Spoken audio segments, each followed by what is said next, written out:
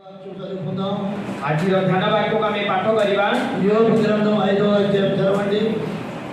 आयुब पुस्तक तार 5 पर्व खोलंतु 7వ వచనం చదవండి। 5 ର 7 పదଟି आम पाठ करवा। నిప్పిరవ్వలు పైకి ఎగురునట్టు నరులు సమాన భావమునకే పుట్టుచున్నారు। దేవునికి స్తోత్రం। हालेलुया।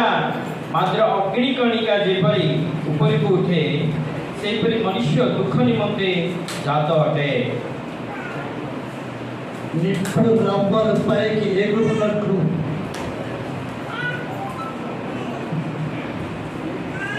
నరులు శ్రమానుభవమునకే పుట్టుచున్నారు।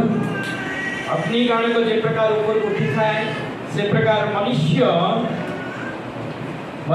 दुख मध्य से प्रकार जाता हुए నిప్పురవ్వలు ఎగురునట్లుగా अग्नि कणिका ऊपर उठिला परे ఈ నరులు పుట్టుచున్నారు।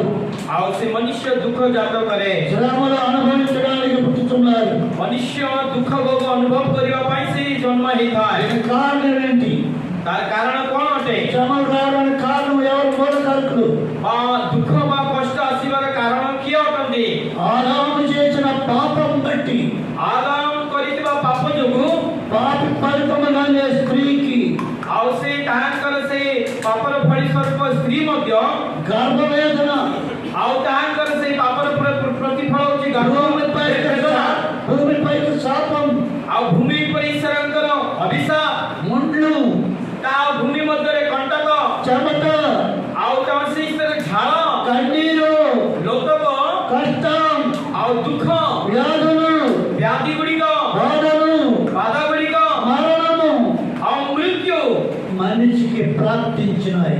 ए समस्त विषय मनुष्य को धरि रखी ఆదాము చేసిన పాపం బట్టి आदम करितबा पाप जोगु పుడుతున్న ప్రజలందరూ కూడా దీనికి గురవుతున్నారు। जेते जण जो दिन जन्म होचंदी सेही दिन ठारे समांतर అందుకే యోబు మాట్లాడుతున్నాడు। అందుకే యోబు పలుకుతున్నాడు, सेति पई जो ताको मुखरे से कहउछंदी ఇప్పుడు రవ్వలు పైకి ఎగురునట్లు अग्नि कणिका जे प्रकार ऊपर को उठे నరులు శ్రమానుభవమునకే పుట్టుచున్నారు। और से परी मनुष्य मध्य दुख निमंते जाता हे था। అదే యోబు గ్రంథము మనం చూసినట్లయితే से आयुब को पुस्तक जदि हम देखिबा 7వ అధ్యాయము 1వ వచనం చదవండి। 7 पर्व 1 पद पाठ करंतु భూమి మీద నరుల కాలము యుద్ధ కాలము కాదా? వారి దినములు వారి దినములు కూలి వారి దినముల వంటివి కావా? पृथ्वी रे कोन मनुष्य रचित हुए नहीं ओ ताहार दिन समूह कोन वेतन जीवीर दिन तिरजनवे భూమి మీద నరులు ఎంత కాలం జీవించినా అది యుద్ధముతో సమానం। आ मनुष्य भूमि मध्य जते काल पर्यंत जीवन यापन करले मध्य वार युद्ध सहित समान अटे। వారు గడిచిన దినములన్నీ కూడా కూలి వారి దినముల వంటివి కావా? యోబు పలుకుతున్నాడు। तार दिन समूह वेतन जीविकार दिन तिरजनवे की ప్రియమైన వాళ్ళారా, प्रियमरीश्वरंग मंडली శ్రమను దేవుడు నియమిస్తాడు। दुख परमेश्वर सृष्टि करंदी। ఎందుకంటే అంతటా రాజు ఈ కీడు యెహోవా వలనైనది, నేను ఇక ఎందుకు యెహోవా కొరకు కనిపెట్టుకొని ఉండవలెనను 2వ రాజు 6:33 చదవక్కర్లేదు, ఎందుకంటే సమయం అధికమైపోతుంది। రాజు అంటున్నాడు, ऐसने राजा को होचंदी ఈ కీడు యెహోవా వలన అయినది, ए दुख परमेश्वरंग आरि अछि। నేను ఇక ఎందుకు యెహోవా కొరకు కనిపెట్టుకొని ఉండాలి? मु काई की सदा प्रभु को अपेक्षा करी रहिबी। యెహోవా చేయనిది పట్టణములో ఉపద్రవం కలుగునా? और सदा प्रभु करिथवा सेही नगर द्वार मानक मध्यरे आ उपकरण अटकी। ఈ మాట ఆమోస్ గ్రంథంలో 3:6 రాయబడి ఉంది। ए विषय आमोस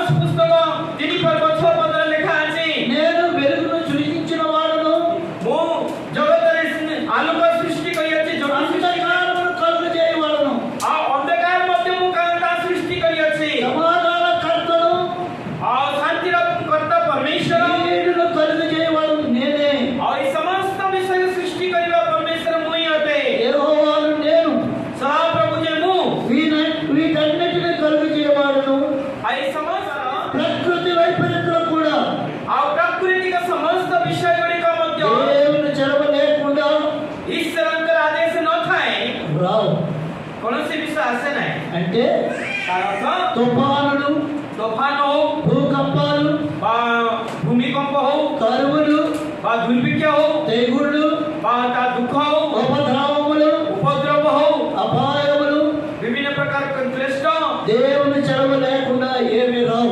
এই সমস্ত প্রাকৃতিক বিপর্যয় ঈশ্বরের আদেশ বিনা আসে নাই। దేవుడు సర్వాధికారి পরমেশ্বর হচ্ছেন সর্বশক্তি। కాబట్టి సృష్టి ఆయన ఆధీనంలో ఉన్నది. এই সমস্ত পৃথিবীর সৃষ্টি তাঁর অধীন মধ্যে রয়েছে। కావున సర్వము దేవునికి లోబడి పనిచేస్తున్నాయి. কারণ এই সমস্ত প্রাকৃতিক পঞ্চেন্দ্রিয় পরমেশ্বরের নতমস্তক হয়ে সে সমস্ত কার্য করতে। నా చలవ లేకుండా తల వెంట్రుకైనా నేల రావాలని చెప్పినాడు. ଆଉ ପରମେଶ୍ୱରଙ୍କର ଆଦେଶ ବିନା ଗୋଟେ ଛୁଳର ବାଳ ତଳକୁ ହିଁ ପଡ଼ିବନି ପରମେଶ୍ୱରଙ୍କର ଆଦେଶ ବିନା। రెండో సమయాలు 12:14లో చూసినట్లయితే ଆଉ ଦ୍ୱିତୀୟ ସ୍ୱାମୀ ବେଳ ତାର 12 ପର୍ବର 14 ପଦରେ ଯଦି ଆମେ ଦେଖୁ దావీదు చేసిన పాపం వలన ଦାବିଦ କରିଥିବା ପାପ ଯୋଗୁଁ పాప ఫలితముగా పుట్టిన బిడ్డను ପାପରେ ପରିଣତରେ ତାଙ୍କର ଜନ୍ମ ହେଇଥିବା ପୁତ୍ର ସନ୍ତାନଟି దేవుడు తీసుకున్నాడు.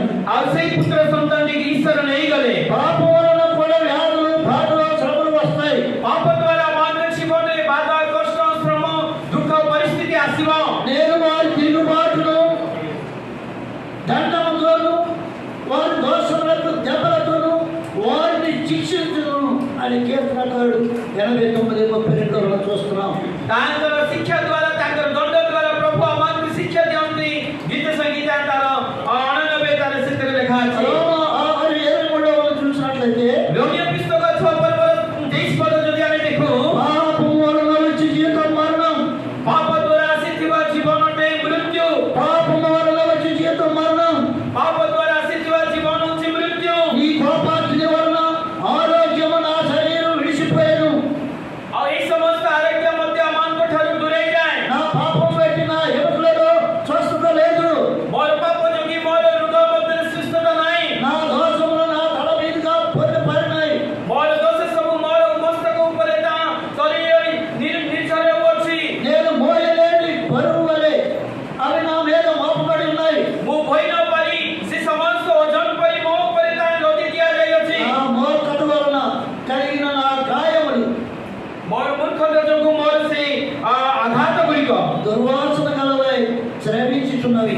ଆଉ ମୋର ସେଇ ଘା ଗୁଡ଼ିକ ଦୁର୍ଗନ୍ଧ ମଧ୍ୟରେ ତା ଶୋଭିତ ହେଇଅଛି। కీర్తనకారుడు అంటున్నాడు. ଏହା ଗୀତକାରକ ଦାଉଦ କହୁଅଛନ୍ତି। కీర్తన 38:3-5 చూసినట్లయితే ଆଉ ଗୀତ ସଂଗୀତ ତାର 38ର 5ରେ ଯଦି ଆମେ ଦେଖୁ అవి మనకు కనబడతాయి.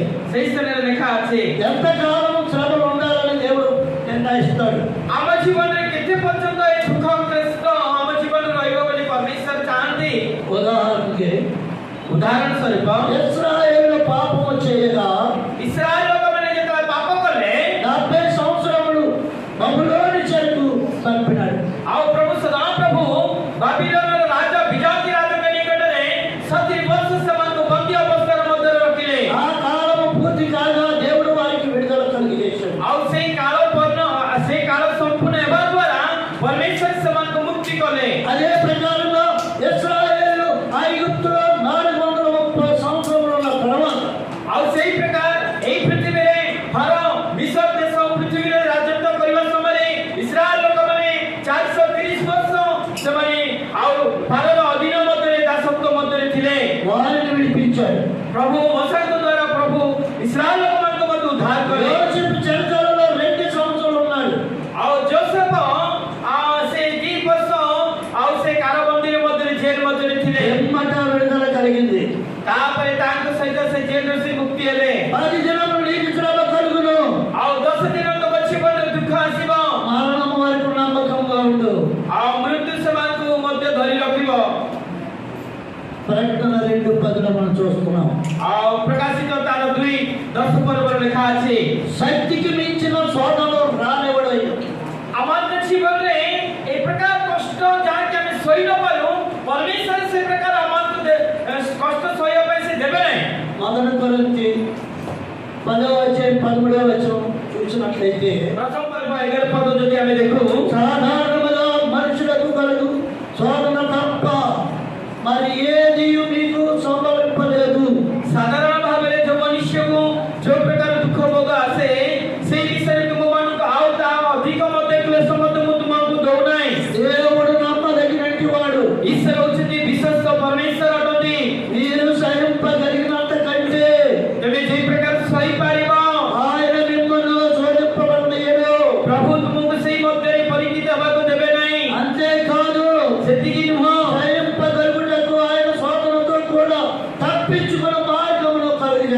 ଆଉ ସେ ପରୀକ୍ଷାରେ ସାହସ କରିବା ଶକ୍ତି ଦେବା ସଙ୍ଗେ ସଙ୍ଗେ ସେ ପରୀକ୍ଷା ପ୍ରଲୋଭନ ଉଦ୍ଧାର କରିବା ପାଇଁ ମଧ୍ୟ ପ୍ରଭୁ ତାଙ୍କର ପଥ ସେ ପ୍ରସ୍ତୁତ କରି ଅଛନ୍ତି। విలాప వాక్యములో 3:13 చూసినట్లయితే ବିଳାପ ତାର 3:33 ପଦ ଯଦି ଆମେ ଦେଖିବୁ, భక్తులకు శ్రమలను నియమించెను। ଭକ୍ତମାନଙ୍କ ନିମନ୍ତେ ସେ ଦୁଃଖ କ୍ଲେଶ ସୃଷ୍ଟି କରି ଅଛନ୍ତି। భక్తులైనటువంటి వారు కూడా శ్రమలు చుట్టుముడతాయి। ପରମେଶ୍ୱରଙ୍କର ଭକ୍ତ ଦାସମାନଙ୍କ ଜୀବନରେ ମଧ୍ୟ ଦୁଃଖ ପ୍ରକାଶ ଆସିଥାଏ। వారికి రావని మనం చెప్పలేము। ସେମାନଙ୍କ ଜୀବନରେ ସେ ଯେ କ୍ଲେଶ ଦୁଃଖ ଆସିବ ତା ନ ଆସିବ ବୋଲି ଆମେ କହିପାରିବା ନାହିଁ। దేవుడే స్వయంగా చెప్తున్నాడు। ସଦା ପ୍ରଭୁ ପରମେଶ୍ୱର ହିଁ ସ୍ୱୟଂ ସେ କହୁଛନ୍ତି, మనము శ్రమను అనుభవించవలసి ఉన్నదని ଆମେ ଯେତେବେଳେ ସେ ଦୁଃଖ ଭୋଗ ଯେତେବେଳେ ଅନୁଭବ କରୁ, నీతో ముందుగా చెప్పుతుంది కదా। ଏଇ ସମସ୍ତ ବିଷୟ ପ୍ରଭୁ ଆଗରୁ ହିଁ ମୁଁ ତୁମମାନଙ୍କୁ କହିଅଛି। అలాగే జరిగింది। ସେଇ ପ୍ରକାର ଘଟିଅଛି। అట్టి శ్రమలను అనుభవించుటకు ସେଇ ପ୍ରକାର ଦୁଃଖ ଭୋଗରେ ଅନୁଭବ କରିବା ପାଇଁ మనము నియమింపబడిన వారమని ଆମେ ସୃଷ୍ଟି ହୋଇଥିବାରୁ మీరెందురు? ଆମେ ତୁମେମାନେ ଜାଣିଅଛ। అపొస్తలుడు పౌలు అంటాడు ఫిలిప్పి 1:3-2-4 చూసినట్లయితే, ଆଉ ପ୍ରେରିତ ପାଉଲ ପ୍ରଥମ ତେସଲୋନିକେ ତାର 3:1-4 ଯଦି ଦେଖୁ, క్రీస్తునందు విశ్వాసం ఉంచుట మాత్రమే కాక ଖ୍ରୀଷ୍ଟଙ୍କ ଠାରେ ବିଶ୍ୱାସ କରିବା ଦ୍ୱାରା ସେତିକି ନୁହେଁ, ఆయన పక్షాన్ని శ్రమ పడుటయు ఆయన పక్షముగా మీకు అనుగ్రహింపబడిను। ତାଙ୍କ ପକ୍ଷରେ ତୁମକୁ ଯେ କେତେ ଯେ ଦୁଃଖ ଭୋଗ କରିବାକୁ ପଡ଼ିବ, ସେଇ ପ୍ରକାର ଅନୁଗ୍ରହ ତୁମମାନଙ୍କୁ ମଧ୍ୟ ପ୍ରଭୁ ପରମେଶ୍ୱର ଦେଇଅଛନ୍ତି। పౌలు అంటాడు ପାଉଲ କହୁଛନ୍ତି, విశ్వాసమందు నిలకడగా ఉండాలని, ବିଶ୍ୱାସରେ ତୁମେ ସ୍ଥିରୀକୃତ ହୋଇ ରୁହ। అనేక శ్రమలను అనుభవించి ଅନେକ ଶ୍ରମ ଦ୍ୱାରା ଅନୁଭବ କରୁ କରୁ దేవుని రాజ్యంలో ప్రవేశించాలని హెచ్చరిస్తున్నాడు। ଈଶ୍ୱରଙ୍କ ରାଜ୍ୟରେ ଆମମାନଙ୍କୁ ପ୍ରବେଶ କରିବା ପାଇଁ ସିଏ ଆମମାନଙ୍କୁ ପ୍ରେରଣା ଦେଉଅଛନ୍ତି। ఈ శ్రమలన్నీ కూడా సహించడం తర్వాతనే మనం దేవుని రాజ్యంలో సులువుగా చేరగలుగుతామని పౌలు హెచ్చరిస్తున్నాడు। এই সমস্ত শ্রেষ্ঠ দুঃখ পরিস্থিতি সহনশীলতা মধ্য দেই আমি সহন কলে তেবে যাই আমি ঈশ্বরଙ୍କର স্বর্গ রাজ্যে প্রবেশ করি পারবা। পাউল তাଙ୍କ পত্ରରେ ସେ କହୁଛନ୍ତି। 2 తిమోతి 3:12 చూసినట్లయితే, ఎబ్రియన్ 2 తిమోతి 3:12 ଆଉ ଦ୍ୱିତୀୟ ତିମୋଥୀ ତାର 3:12 ପଦ ଯଦି ଦେଖୁ, క్రీస్తు యేసునందు ଖ୍ରୀଷ୍ଟ ଯୀଶୁଙ୍କ ଠାରେ సద్భక్తితో బ్రతుకు నిర్దేశించు వారందరూ ସଦ୍ଭକ୍ତି ସହିତ ଯେଉଁମାନେ ଜୀବନ ଯାପନ କରୁଛନ୍ତି ସେମାନଙ୍କ ପାଇଁ హింస పొందుతారు। ଆଉ ସେମାନେ ନିନ୍ଦିତ ହେବେ। ఏం పొందుతారండి? ସେମାନେ କଣ ହେବେ? హింస। ଆଉ ସେମାନେ ନିନ୍ଦିତ ହେବେ। బ్రతుకు నిర్దేశించు వారందరూ కూడా హింస పొందుతారు। ଯେଉଁମାନେ ଜୀବନ ଯାପନ କରିବା ପାଇଁ ଯାଉଛନ୍ତି ସେମାନେ ସମସ୍ତେ ନିନ୍ଦିତ ତାଡ଼ିତ ହେବେ। హింసలు పడతారు। ସେମାନଙ୍କ ନିମନ୍ତେ ତାଡ଼ନା ଆସିବ, అవమానాలు పడతారు। ଅନେକ ଅପମାନ ଆସିବ। అది మేలు కొరకే। ତାହା ସେମାନଙ୍କ ନିମନ୍ତେ ମଙ୍ଗଳ ନିମନ୍ତେ। జయించిన వారు మేలు పొందుకుంటారు। ଯେଉଁମାନେ ସହନଶୀଳ ହୋଇ ତାହା ସହିଯିବେ ସେମାନେ ମଙ୍ଗଳ ପାଇବେ। అందుకే మనం 1 పేతురు 4:16 చూసినట్లయితే, ଆଉ ଗୋଟେ ପ୍ରଥମ ପିତର ତାର 4 ପର୍ବ ତାର 16 ପଦ ଯଦି ଆମେ ଦେଖୁ, ఎవరైనా క్రైస్తవుడు అయినందుకు ଯଦି କିଏ ଖ୍ରୀଷ୍ଟିଆନ ଯଦି ହୁଏ బాధ అనుభవించిన యెడల ଆଉ ସେ ଯଦି କଷ୍ଟ ଦୁଃଖ ଅନୁଭବ କରେ అతను సిగ్గుపడక ଆଉ ସେ କୌଣସି ବିଷୟରେ ଲଜ୍ଜାବୋଧ ନ ఆ କରି పేరును బట్టి దేవుని మహిమపరుస్తూ ఉండాలి। ଯୀଶୁଙ୍କ ନାମ ସକାଶୁ ଈଶ୍ୱରଙ୍କୁ ଯୀଶୁଙ୍କ ଠାରେ ମହିମାନ୍ୱିତ ପ୍ରକାଶିତ କରିବା ଆବଶ୍ୟକ ଅଟେ। ప్రభు కూడా పలికినాడు। ପ୍ରଭୁ ଯୀଶୁ ମଧ୍ୟ ଏହି ପ୍ରକାର ସେ ଉଚ୍ଚାରଣ କରିଥିଲେ। ఏమని పలికాడు? କଣ ବୋଲି ସେ କହିଲେ? యోహాను 16:32 చూసినట్లయితే, ଜଣ ଲିଖିତ ତାର 16 ପର୍ବ ତାର 33 ପଦରେ ଯୀଶୁ କଣ କହୁଛନ୍ତି? లోకములో మీకు శ్రమ కలుగును। ଏଇ ଜଗତରେ ତୁମମାନଙ୍କ ନିମନ୍ତେ କ୍ଲେଶ ଅଛି। ప్రియమైన వారులారా, ପ୍ରିୟ ମଣିଷଙ୍କ ମଣ୍ଡଳୀ, క్రీస్తునందున్న ప్రతి ఒక్కరికి శ్రమలు రాకపోవు। ଖ୍ରୀଷ୍ଟଙ୍କ ଠାରେ ଯେଉଁମାନେ ଜୀବନରେ କ୍ଲେଶ କଷ୍ଟ ଅଛି, ଏଟା ଜୀବନରେ ଆସିବ କିନ୍ତୁ ଆସିବ ନାହିଁ ବୋଲି କେବେ କହିବା ନାହିଁ। శ్రమలు మనం అనుభవించాలి। ସେଇ ଶ୍ରମ ଗୁଡ଼ିକ ଆମେ ଅନୁଭବ କରିବା ଆମ ଜୀବନରେ। అందులోని ఆశీర్వాదం మనకుంది। ସେଥିରେ ଆମମାନଙ୍କୁ ଆଶୀର୍ବାଦ ଅଛି। అందుకే ప్రభు అంటున్నాడు, ସେଥିପାଇଁ ପ୍ରଭୁ ଯୀଶୁ କହୁଛନ୍ତି లోకములో మీకు శ్రమ కలుగును, ଜଗତରେ ତୁମମାନଙ୍କ ନିମନ୍ତେ କ୍ଲେଶ ଅଛି, ఆయనను ధైర్యం తెచ్చుకోనండి। ତଥାପି ତୁମେ ଧୈର୍ଯ୍ୟ ଧରି ରୁହ। ఎలా ధైర్యం వస్తుందో మనకి? କେମିତି ଆପଣ ସାହସ କର? అలాగా శ్రమలు సంభవించినప్పుడు ଯେତେବେଳେ ଆମମାନଙ୍କ ଜୀବନରେ କ୍ଲେଶ କଷ୍ଟ ଆସିବା ସମୟରେ ଆମେ କେମିତି ସାହସ ଧରିବା? మనకు ఒక అర్థం ఇవ్వబడింది। ଆମମାନଙ୍କୁ ଗୋଟେ ଖଡଗ ଦିଆଯାଇଛି। అదే పరిశుద్ధ గ్రంథం। ତାହା ହେଉଛି ଈଶ୍ୱରଙ୍କର ପବିତ୍ର ఆ ଗ୍ରନ୍ଥ। పరిశుద్ధ గ్రంథాలు పట్టుకోవాలి। ସେଇ ପବିତ୍ର ବାଇବେଲ ଗ୍ରନ୍ଥ ତ ଆମମାନଙ୍କ ହୃଦୟ ମଧ୍ୟରେ ଧରିବାକୁ ପଡ଼ିବ। తెలిసి చదవాలి. ତା ମାନେ ଖୋଲି ପାଠ କରିବାକୁ ପଡ଼ିବ। శ్రమలు వచ్చిన శ్రమలుగా ఉండవు. ଆଉ ତୁମ ଜୀବନରେ ଆସିଥିବା କ୍ଲେଶ କଷ୍ଟ ଗୁଡ଼ିକ କ୍ଲେଶ କଷ୍ଟ ପରି ରହିବ ନାହିଁ। నీవు చదివిన కొలది నీకు ధైర్యం వస్తూ ఉంటుంది. याକୁ तुम ଯେତେ ଥର ପାଠ କରିଥିବ ସେତେ ଥର ତୁମକୁ ସାହସ ଧୈର୍ଯ୍ୟ ଆସୁଥିବ। భయం అన్నది ఇంకా రాదు నీకు. ଭୟ ବୋଲି ତୁମ ଜୀବନରେ ଆସିବ ନାହିଁ। శ్రమలో కృంగిపోయే అవకాశం ఉండదు. ବା ସେ ଦୁଃଖରେ ମଗ୍ନ ହେଇ ଚିନ୍ତାଗ୍ରସ୍ତ ହେଇ ତୁମେ ରହିବ ନାହିଁ। ఎంతగా దేవుడు వాక్యం చదువుతున్న కొలది ତୁମେ ଦିନେ ଦିନେ ଈଶ୍ୱରଙ୍କର ବାକ୍ୟ ପାଠ କରିବା ଜୀବନରେ స్తుతిస్తున్న కొలది ତାଙ୍କ ବାକ୍ୟରେ ଆମନ କରି ସ୍ତୁତି ପ୍ରଶଂସା କରିବା ସଙ୍ଗେ ସଙ୍ଗେ పరిస్తున్న కొలది ତାଙ୍କ ଆମେ ମହିମା ଏବଂ ଗୌରବ ଦେବା ସଙ୍ଗେ ସଙ୍ଗେ చిన్న శ్రమలో ఏమి కూడా నేను చేయలేవు. ତୁମ ଜୀବନରେ ଆସିଥିବା କଷ୍ଟ କ୍ଲେଶ ଦୁଃଖ ଗୁଡ଼ିକ କିଛି କରିପାରିବ ନାହିଁ। అందుకే ధైర్యాన్ని తెచ్చుకోవాలి. ସେଥିପାଇଁ ତୁମେ ଧୈର୍ଯ୍ୟ ଧରି ସାହସ ହୁଅ। నేను లోకమును జయించుచున్నాను. ମୁଁ ଜଗତକୁ ଜୟ କରିଅଛି। ప్రియమైన వాళ్ళారా, ମୋର ପ୍ରିୟ ଈଶ୍ୱରଙ୍କ ମଣ୍ଡଳୀ, ఆదాము చేసిన పాపం బట్టి ଆମଙ୍କର ପ୍ରୀତି ପୁରୁଷ ଆଦାମ ବାବାଙ୍କର ପାପ ଯୋଗୁଁ చదవబడిన రీతిగా ପାଠ କରିଥିବା ବାକ୍ୟ ଅନୁସାରେ నిప్పురవులపై ఎగురున్నట్లు ଅଗ୍ନିଶିଖା ଯିକ ପ୍ରକାର ଉପରକୁ ଉଠେ। నరుడు శ్రమానుభవం చేకూర్చున్నారు. এই ମନୁଷ୍ୟ ମଧ୍ୟ ସେଇ ପ୍ରକାର এই ସମସ୍ତ ଦୁଃଖ ଭୋଗ କରିବା ପାଇଁ এই ସେମାନେ ଜାତ ହୋଇଅଛନ୍ତି ବା ଜନ୍ମ ହୋଇଅଛନ୍ତି। సుఖముగా జీవించడానికి కాదు, ଆମେ ଖୁସି ଆନନ୍ଦରେ ଜଗତରେ ବାସ କରିବା ପାଇଁ ନୁହେଁ। సుఖముగా జీవించిన వారు ఎక్కడికి వెళుతున్నారు అన్నది పరిశుద్ధ గ్రంథం మనకు తెలియపరుస్తుంది. ସୁଖ ଭୋଗ ନେଇ ଆମେ ଜଗତରେ ଜୀବନ କାଟିବୁ ବୋଲି ଆମକୁ କହୁନାହିଁ। ପବିତ୍ର ଗ୍ରନ୍ଥ ଆମକୁ କ'ଣ କହୁଛି? ప్రభు కొరకు హింసలు పొందుతున్నారు, ప్రభు కొరకు శ్రమలు పడుతున్నారు, కష్టాలు పడుతున్నారు, అవమానాలు పడుతున్నారు. వీరందరూ కూడా సహించుకొని నిలబడగలిగినట్లయితే దేవుని రాజ్యంలో చేరగలుగుతున్నారు. ଯୀଶୁଙ୍କ ନିମନ୍ତେ ଦୁଃଖ ସହୁଛନ୍ତି, କଷ୍ଟ ସହୁଛନ୍ତି, ନିନ୍ଦା ଶୁଣୁଛନ୍ତି, ତାଳନା ସହୁଛନ୍ତି, ମାଡ଼ ଖାଇଲେ ମଧ୍ୟ ଶୋଇ ଯାଉଛନ୍ତି। ଏମାନେ ସମସ୍ତେ ଈଶ୍ୱରଙ୍କ ରାଜ୍ୟରେ ସେମାନେ ହିଁ ପ୍ରବେଶ କରିପାରିବେ। అతను బట్టి ఈ శ్రమలకు మనం ఏమాత్రం కూడా బెదరకుండా ఇది వచ్చిన శ్రమలో ధైర్యం ఇవ్వడానికి నా ప్రభుత్వం మనం ప్రార్థన చేసుకుంటారు. ତେଣୁ ଆମମାନଙ୍କ ଜୀବନରେ ଖ୍ରୀଷ୍ଟିଆନ ଜୀବନରେ ସୈତାନ ବିଭିନ୍ନ ପ୍ରକାର କଷ୍ଟ ଦୁଃଖ ପରିସ୍ଥିତି ଆମମାନଙ୍କ ଜୀବନରେ ଆସିବ। ଆମେ କୌଣସି ବିଷୟରେ ଡରିଯିବା ନାହିଁ, କୌଣସି ବିଷୟରେ ଆମେ ଆତଙ୍କିତ ହବ ନାହିଁ। ତାହା ସେଇ ଶ୍ରମ ମଧ୍ୟରେ ଆମେ ଈଶ୍ୱରଙ୍କୁ ସ୍ମରଣ କରି ଆଗକୁ ବଢିବା। శ్రమలకు ఫలితం ఉన్నది, ଆଉ ସେ ଦୁଃଖ ଭୋଗର ପ୍ରତିଫଳ ଅଛି। శిక్షాఫలం పొందుటకే మీరు సహించుతున్నారు. ଆଉ ସେଇ ଶିକ୍ଷାର ଫଳ ପ୍ରାପ୍ତ ହେବା ପାଇଁ ଏଇ ସମସ୍ତ ଦୁଃଖକୁ ତୁମେ ସହନଶୀଳ ସହି ଯାଉଛ। ఎవ్రీ పుస్తకంలో పౌలు గారు తెలియపరుస్తున్నారు. ତେଣୁ ଏଭଳି ପୁସ୍ତକ ମଧ୍ୟରେ ପାଉଲ এই ବିଷୟ ନେଇ ସେ କହୁଅଛନ୍ତି। శిక్షాఫలము పొందుటకే మీరు సహించుతున్నారు. ଆଉ ସେ ଶିକ୍ଷାର ଫଳ ତୁମେ ପ୍ରାପ୍ତ ହେବା ପାଇଁ ଏଇ ସମସ୍ତ ବିଷୟ ତୁମେ ସହନଶୀଳ ହେଉଛ। దేవుడు మిమ్మల్ని కుమారుడుగా చూచుచున్నాడు. ପରମେଶ୍ୱର ତୁମମାନଙ୍କୁ ପୁତ୍ର ଦତ୍ତ ଅଧିକାର ଭାବରେ ଦେଖନ୍ତି। తండ్రి శిక్షింపని కుమారుడు ఎవడు? ପିତା ଯୋଉ ପୁତ୍ରକୁ ସ୍ନେହ କରନ୍ତି ତାକୁ ଦଣ୍ଡ ନ ଦେଖିବାକୁ ପିତା କିଏ ଅଟନ୍ତି? తండ్రి శిక్షిస్తేనే పిల్లలు బాగుపడతారు. ପିତା ଯେତେବେଳେ ପିଲାମାନଙ୍କୁ ସେ ଦଣ୍ଡ ବା ଶିକ୍ଷା ଦିଅନ୍ତି ସେତେବେଳେ ହିଁ ପିଲାମାନେ ଆଉ ସେମାନଙ୍କ ଜୀବନ ଭଲ వారిని శిక్షించకుండా గారాబంగా పెంచితే తిరిగి వారు తిరగబడే వారిగా తయారవుతారు. ଯଦି ପିଲାମାନଙ୍କୁ ଆମେ ଦଣ୍ଡ ବା ଶିକ୍ଷା ଅନୁସାରେ ତାକୁ ଆମେ ଦଣ୍ଡ ନ ଦଉ, ତାକୁ ଆମେ ବେତନ ଦ୍ୱାରା ପ୍ରହାର ନ କରୁ, ତେବେ ସେ ପିଲାମାନେ ଗେଲ ହୋଇ ଦିନେ ସେ ଆମମାନଙ୍କ ପ୍ରତି ଆଉ ସେମାନେ ପ୍ରତ୍ୟୁତ୍ତର ଭାବରେ ଛିଡ଼ା ହେବେ। అలాగే దేవుడు కూడా మనల్ని శిక్షిస్తూ ఉంటాడు. ଈଶ୍ୱର ମଧ୍ୟ ଆମମାନଙ୍କୁ ଦଣ୍ଡ ଦିଅନ୍ତି, ପ୍ରହାର କରନ୍ତି। ఒకవేళ దేవుడు వాక్యంలో తప్పిపోతున్నట్లయితే ఆయన మనల్ని శిక్షిస్తూ ఉంటాడు. ଈଶ୍ୱରଙ୍କ ବାକ୍ୟରେ ଯେତେବେଳେ ଆମେ ଭୁଲି ଯାଇଥାଉ ବା ଆମେ ଯାଇନଥାଉ, ପ୍ରଭୁ ପରମେଶ୍ୱର ଆମମାନଙ୍କୁ ଦଣ୍ଡ ଦେଇ ଆମମାନଙ୍କୁ ଶିକ୍ଷା ఆయన ଦିଅନ୍ତି। ఎందుకు శిక్ష పెడతాడంటే తిరిగి వాక్యంలోకి రావాలి. କାହିଁକି ସେ ଆମମାନଙ୍କୁ ଦଣ୍ଡ ଦେଇ ଶିକ୍ଷା ଦିଅନ୍ତି? ଆମେ ପ୍ରଭୁଙ୍କର ବାକ୍ୟ ନିକଟକୁ ପୁନର୍ବାର ଫେରି ଆସିବା, ଈଶ୍ୱରଙ୍କର ସନ୍ନିଧିକୁ ଆସିବା ପାଇଁ। అది మనకు మేలు కదా.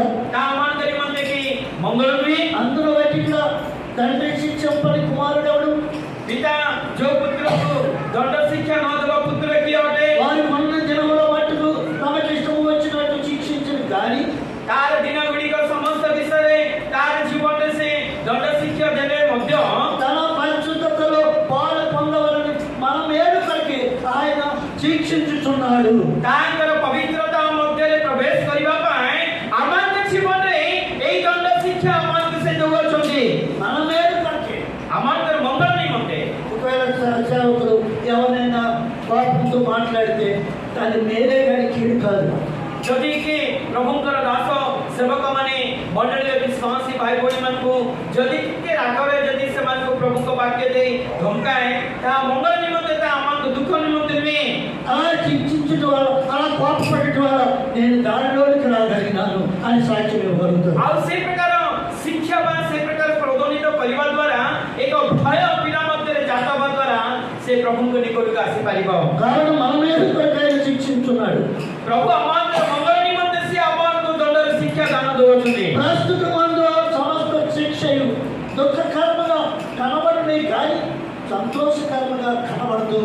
ଆମଙ୍କର ପ୍ରସ୍ତୁତି ପ୍ରଭୁଙ୍କର ସେ ଦଣ୍ଡ ଶିକ୍ଷା ଆମମାନଙ୍କ ନିମନ୍ତେ ଦୁଃଖ ଭୋଗ ପରି ଦେଖାଯାଇଥାଏ କିନ୍ତୁ ଆନନ୍ଦଜନକ ଜୀବନ ମଧ୍ୟ ଆସିନଥାଏ. అప్పటికప్పుడే మనకు దుఃఖం కలవచ్చు. ସାଙ୍ଗେ ସାଙ୍ଗେ ସେଇ ମୁହୂର୍ତ୍ତରେ ସେଇ ସମୟ ମଧ୍ୟରେ ଆମମାନଙ୍କୁ ଦୁଃଖ ଆସିପାରେ, కలవచ్చు.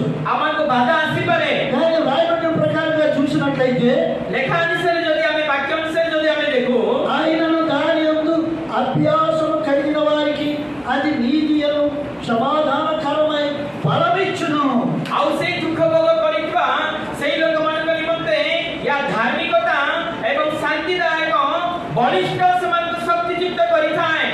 కొంతమంది ఈ విధంగా శ్రమలో వారి పొందిన వారు ఏమయ్యారో చూస్తాం. এই ପ୍ରକାର କ୍ଲେଷ୍ଟ ଦ୍ୱାରା ଜୀବନ କାଟିଥିବା ଈଶ୍ୱରଙ୍କର ଲୋକମାନେ ସେମାନଙ୍କ ଜୀବନରେ କ'ଣ ହେଇଛି ତା ଆମେ ଦେଖିବା.